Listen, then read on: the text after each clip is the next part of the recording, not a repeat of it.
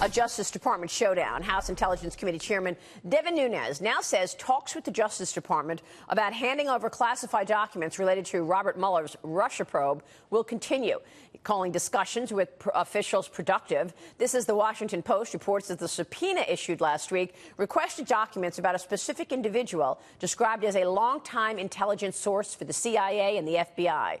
For his part, House Speaker Paul Ryan is backing Nunes' request. I think this request is wholly appropriate. It's completely within the scope of the investigation that's been ongoing for a while with respect to FISA. I actually think that this is something that probably should have been answered a while ago. I've spoken with Chairman Gowdy. I've spoken with Chairman Nunes. I've spoken with the Deputy Attorney General on this. I expect that we will be able to have an accommodation. The Justice Department says complying with Nunes' request could endanger the lives of intelligence sources. Joining us right now to weigh in on all of this is former U.S. Attorney, partner at Avenue Strategies, Bud Cummins. Bud, it's good to see you this morning. Thanks so much for joining us. Good morning. So this has been over a year since Nunes is requesting these documents. He had to subpoena them, and they're still pushing back. Do you think Nunes ultimately gets his hands on these documents? You know, it's hard to say because it sounds like they have articulated a legitimate concern about the safety or of revealing the identity of this source. And when that's a real concern, it's a real concern. Yeah, but and Rod Rosenstein and the DOJ has an obligation. I don't know if you saw an op-ed in the Journal yesterday about this. The editorial board wrote, basically, the Washington Post had all the details of who this source was. That, you know, that he leaked. And it just seemed like somebody leaked some information to the Washington Post. The story that this is such an important source and we cannot give it up because it's going to be national security. Meanwhile, the Washington Post had all these details about this source. So I don't know. The Journal op-ed was basically not buying it. Too often the Department of Justice is hidden behind that, you know, oh, we can't reveal this because people will get killed. And so their credibility when they assert those kind of vague defenses about disclosing things, you know, you're always skeptical about it.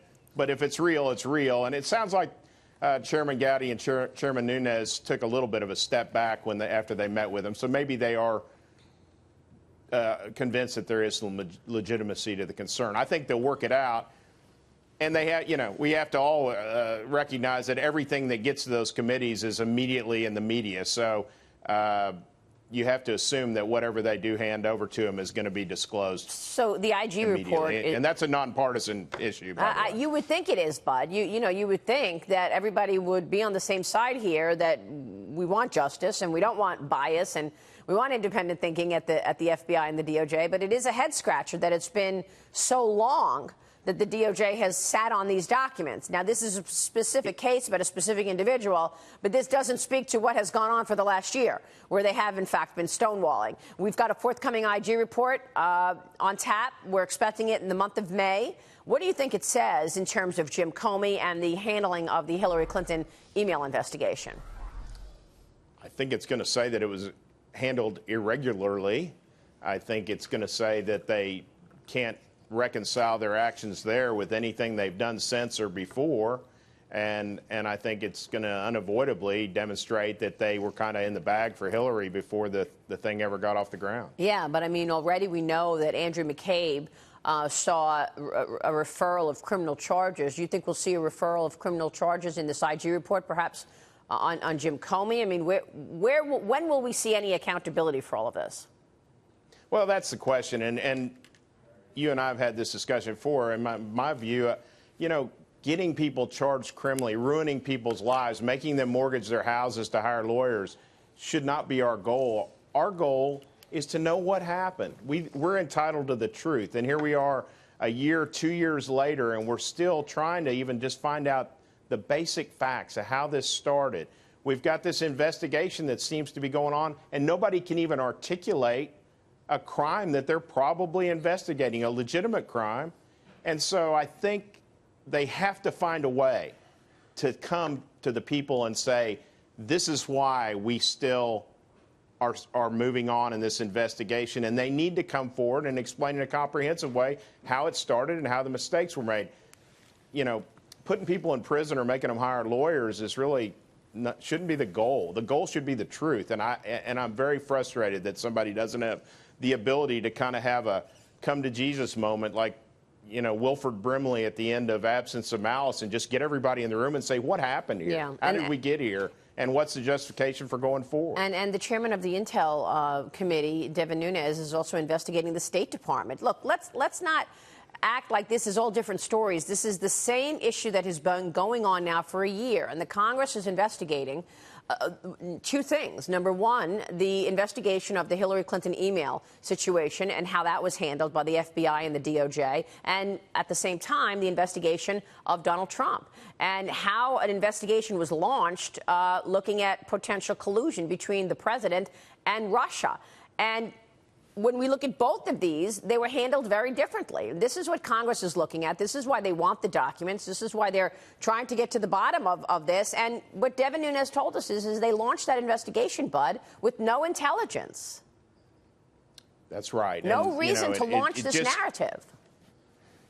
You know, DOJ's never been perfect, but it has a history of trying to put on blinders to the politics and make neutral decisions and investigate neutrally. I think there's been a trend, with all of these instances, and frankly, we see it in investigations all over the country of this heavy-handed approach, and apparently decisions made about whether the investigators like a person they're looking at, and if they don't, they just keep going and try to throw enough mud on the wall until they finally get somebody to cave in. That's what they're doing here in this investigation. But frankly, it's a technique they use in other places, and somebody needs to rein it in and get them more focused on their original mission.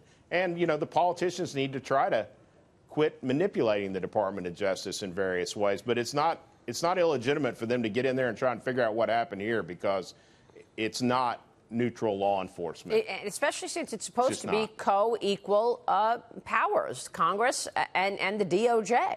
And these committees are supposed to oversee the intelligence agencies. So it is a legitimate request, but the stonewalling continues. We'll see. Nunes and Trey Gowdy said that they had a good meeting with DOJ officials, and they think that they'll get the documents. We'll see. But America is watching, you know. Well, I hope they work that out, but I hope that they find a way to come and tell us why we're still here. Right. And because nobody seems to know. You're right. Nobody seems. Tell me, what's the crime? Tell me the crime. Exactly. And why are we still talking about Russia collusion, by the way? Yeah, but it's good to see you. Thanks so much.